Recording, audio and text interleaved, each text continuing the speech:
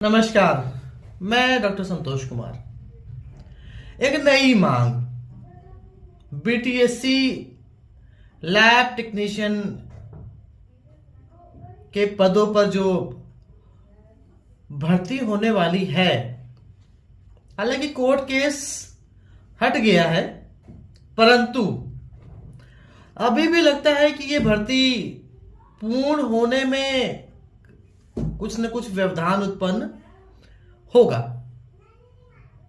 अब ये व्यवधान उत्पन्न होगा या पूर्ण होगी, इस बात पर ही हम चर्चा कर रहे हैं।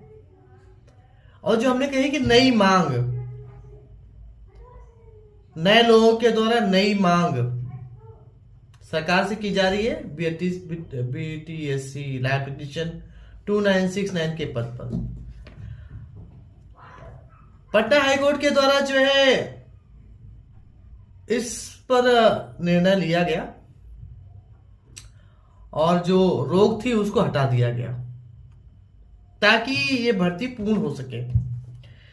2015 फिर 2025 610 पद वाले का कुछ इशू था, सुप्रीम कोर्ट तक गए।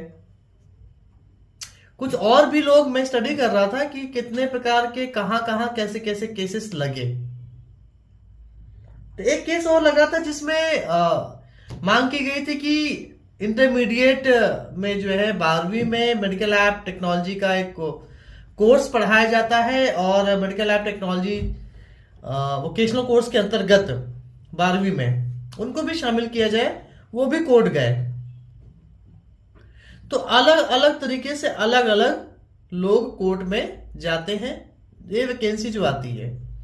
और मैं आपको बोलूं कि ये एक ऐसी वैकेंसी है लैब टेक्नीशियन की जिसमें निरंतर व्यवधान उत्पन्न होता रहता है और बहुत मुश्किलों से लैब टेक्नीशियन के पदों पर भर्ती हो पाती है, विशेष तौर पर राज्य सरकारों में। अभी आप देखेंगे उत्तराखंड में भी जो है इसी प्रकार का जो है इशू चल रहा है, उत्तर प्रदेश में भी चल रहा है। अब एक बीटीएससी जो लैब टेक्नीशियन भर्ती है, इसमें ये नई बात जानने को आई है कि जो 2021 और 22 बैच के स्टूडेंट पास आउट हो चुके हैं, उनकी डिमांड हो रही है कि इसे रीओपन किया जाए। तो उनके पॉइंट ऑफ व्यू से हो सकता है कि वो सही भी हो, तो सरकार को इस पर भी जो है गंभीरता से विचार करना चाहिए और ये भी सोचना चाहिए कि किस तरीके से क्या प्रारूप अपनाया जाए या क्या तरीका अपनाया जाए जिससे ये भर्ती संपन्न हो सके और इस प्रोफेशन के लोगों को एक स्थायी रोजगार प्राप्त हो सके। आजकल कोई भी वैकेंसी आती है, कोई न कोई उसके खिलाफ कोर्ट में चला जाता है या कुछ न कुछ त्रुटियां रह जाती हैं या मानसिकता शायद ये भी हो सकती है कि परमानेंट एम्प्लॉयमेंट पूर्ण रूप से हो पाए नहीं हो पाए। गंभीर विषय बहुत सारे हैं। तो मेरा मानना है कि जिस प्रकार से अभी आप देख पा रहे होंगे कि एमसीआरई कंडक्ट कराता है और बहुत फास्ट ट्रैक पे एप्लीकेशन सबमिशन, उसके बाद जो है फिर एग्जामिनेशन, उसके बाद फिर रिजल्ट, फिर ज्वाइनिंग। तो ये प्रक्रिया पर जो है जाना चाहिए ताकि यथाशीघ्र रिक्रूटमेंट की प्रोसेस कंप्लीट हो सके और लोगों को स्थायी रोजगार मिल सके। तो ये लगातार चर्चा का विषय बना रहना चाहिए, बना रहता है। अब अभी भी जो है मुझे तो लगता है कि इसमें भी संशय की स्थिति बनी हुई है कि आगे कंप्लीट हो पाएगा नहीं हो पाएगा, क्योंकि नित्य प्रतिदिन नए लोग, नए तरीके की चीजें आती जा रही हैं। और मैं मानता हूं कि शायद वो भी सही है, परंतु कहीं ना कहीं मैं समझता हूं कि सिस्टम की खामियां हैं कि प्रॉपर तरीके से रूल्स और रेगुलेशन नहीं बनाए जाते। कुछ ना कुछ इसमें कमियां त्रुटियां रख दी जाती है जिससे उस लूप होल को लेकर के कंप्लीशन ना हो पाए। अब विशेष तौर पे इस प्रोफेशन में ज्यादा समस्या है। एक तो एलिजिबिलिटी क्राइटेरिया को लेकर के, आप एलिजिबिलिटी क्राइटेरिया को देखिए, डीएमएलटी भी है, बीएससी एमएलटी भी है, अभी आईएससी वोकेशनल कोर्स के अंतर्गत जो मेडिकल लैब टेक्नोलॉजी का कोर्स करते हैं उनकी भी डिमांड है। फिर अभी कुछ लोग बीवो के मल्टी की बात कर रहे हैं कि उनको भी लिया जाना चाहिए, क्योंकि वो भी बैचलर डिग्री है। तो कहीं ना कहीं लगता है कि एक रेगुलेशन या रूल्स फ्रेम आउट नहीं हो पाए प्रॉपर तरीके से विगत कई वर्षों से, और अभी भी यही हाल है,